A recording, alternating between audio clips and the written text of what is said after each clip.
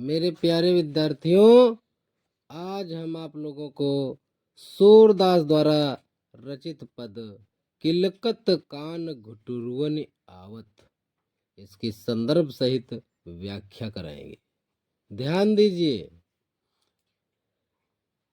किलकत कान घुटुरवन आवत, किलकत कान घुटुरवन आवत। सबसे पहले तो इसका संदर्भ आप लोग जान लीजिए। ये हमारे श्री सूरदास जी ने पद लिखा है। इसको रचा है सूरदास जी के द्वारा रचित पद हैं।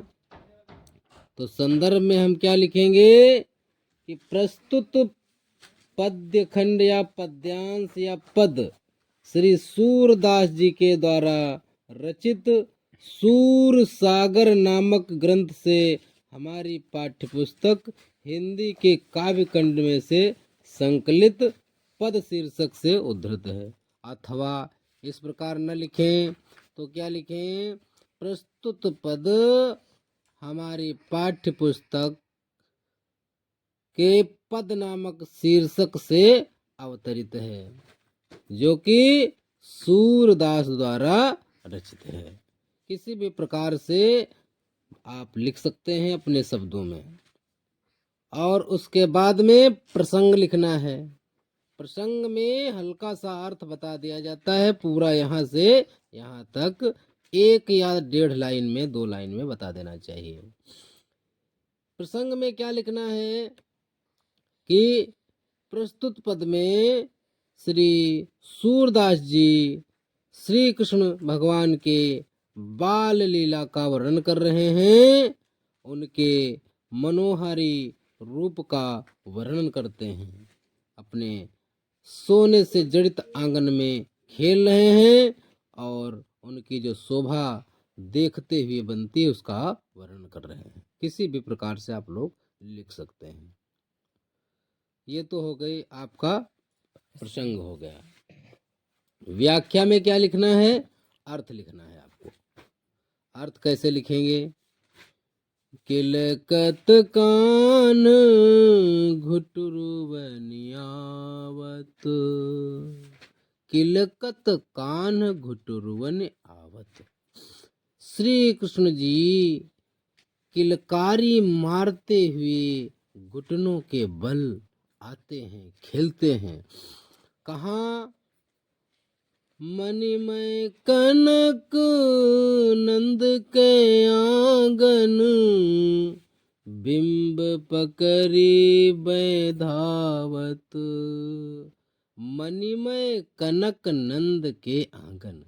मणिमय यानी मणि से जड़ित है। कनक माने होता है सोना।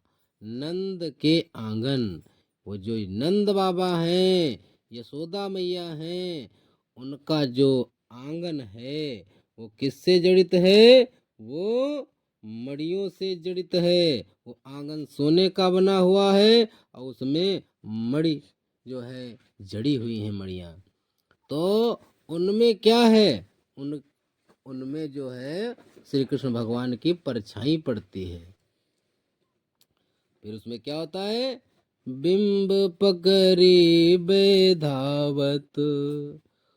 बिंब प्रतिबिंब श्री कृष्ण की जो परछाई पड़ती है भगवान श्री कृष्ण की, वो परछाई पकड़ने के लिए भगवान श्री कृष्ण बार बार दौड़ते हैं, घुटनों के बल चलते हैं। फिर क्या होता है? कबहु निरखी हरि आप छाह को, कर पकरन चाहत। कबहु निरखी हरि आप चाह को। कभी निरख माने देख करके, हरि माने भगवान श्री कृष्ण, आप चाह को कहीं अपनी छाया को देख करके, अपना प्रतिबिंब देख करके, कर सो पकड़न चाहत। भगवान श्री कृष्ण कर सो यानी हाथ से पकड़ना चाहते हैं। फिर क्या है? उसको पकड़ ही नहीं पाते हैं। फिर क्या होता है क्या कोई अपनी परछाई पकड़ पाएगा? नहीं पकड़ पाएगा। किल की हंसत राजत दोए दतिया, पुनि पुनि तेहि अवगाहत। किल की हंसत राजत दोए दतिया, किलकारी मार करके हंसते हैं। भगवान श्री कृष्ण किलकारी मार करके हंसते हैं। और राजत द्वय दतियां, राजत माने विराजमान होते, देखते ही बनती, शोभायमान होती हैं। द्वय माने दो और दतियां माने दांत। और जैसे वो किलकारी मारते हैं तो उनके दो दांत जो हैं आगे के दिखाई देते हैं। बहुत अच्छे दांत देखते हुए लगते हैं, उनका चेहरा बहुत अच्छा लगता है देखते हुए। पुनि पुनि तिहि अवगाहत, पुनि पुनि बार बार, अवगाहत माने उसको पकड़ने की सोचते हैं और उसको पकड़ना चाहते हैं। ठीक है, और उसको पकड़ते भी हैं, लेकिन उसको पकड़ नहीं पाते हैं। फिर क्या है अगली लाइन में? कनक भूमि पर कर पग छाया, यह उपमा एक राजती। कनक भूमि पर, सोने की जो वो भूमि है, सोने का आंगन है, उस पर कर पग छाया। कर पग छाया का मतलब है कर माने हाथ और पग माने पैर, छाया। कनक भूमि, सोने के आंगन या सोने की जो भूमि है आंगन, उस पर श्री कृष्ण भगवान के कर, हाथों की, पग, पैरों की छाया, परछाई पड़ती है। और ये कैसी लगती है? यह उपमा एक राजती, ये उपमा देखते ही बनती है। समझ पा रहे हो? फिर अगली लाइन में, करि करि प्रतिपद प्रतिमन वसुधा, कमल बैठकी साजती। करि करि प्रतिपद प्रतिमन वसुधा, वसुधा माने क्या होता है? पृथ्वी, धरती। ऐसा प्रतीत होता है मानो कि प्रत्येक मणि में उनके बैठने के लिए पृथ्वी ने कमल का आसन सजा दिया हो। कमल बैठकी साजत, ठीक है, कमल का आसन सजा दिया हो उनके पूरे प्रतिबिंब को बैठने के लिए, श्री कृष्ण भगवान के लिए। एक एक मणि में जो उनकी तस्वीर छपती है, पिक्चर आती है, तो ऐसा लगता है कि पृथ्वी ने कमल के आसन सजा दिए हों श्री कृष्ण को गोद में लेने के लिए। समझ पाए? फिर क्या होता है? तब तक यशोदा जी देखती हैं, बाल दशा सुख निरखी यशोदा, पुनि पुनि नंद बुलावती। बाल दशा सुख निरखी यशोदा, बाल माने बालक, दशा माने अवस्था, दशा उस समय की, सुख, निरख यशोदा, ऐसी बालक की दशा देख करके, ऐसे सुखी बालक को देख करके, किलकारी मारकर जो हंसते हैं उनको देख करके माता यशोदा पुनि पुनि नंद बुलावती।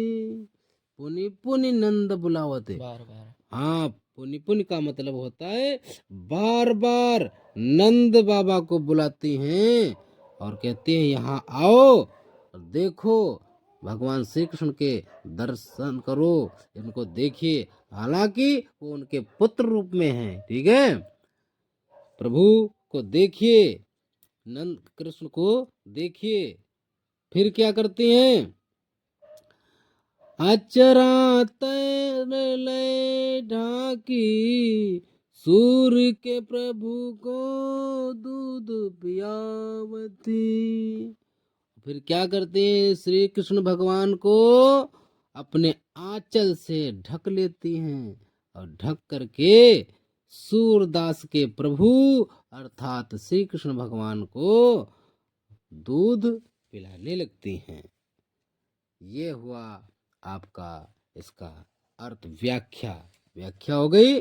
अब काव्यगत जो सौंदर्य होता है वो इसमें कैसे लिखा जाएगा, तो काव्यगत सौंदर्य में हम एक बार आपको बता चुके हैं। उसके अंतर्गत क्या लिखना है, भाषा लिखना है। भाषा कैसी है, साहित्यिक और ब्रज लिख देना है। शैली कैसी है इनकी, शैली मुक्तक लिख देना है। छंद कैसे हैं, गेय लिख देना है। रस लिख देना है, रस कैसा है, भक्ति रस है, ठीक है। और शब्द शक्ति इसमें लक्षणा है। और इसमें एक लाइन में लिख देना है, श्री कृष्ण की बाल लीलाओं का वर्णन किया गया, उनकी बाल शोभा का वर्णन किया गया है, ठीक है।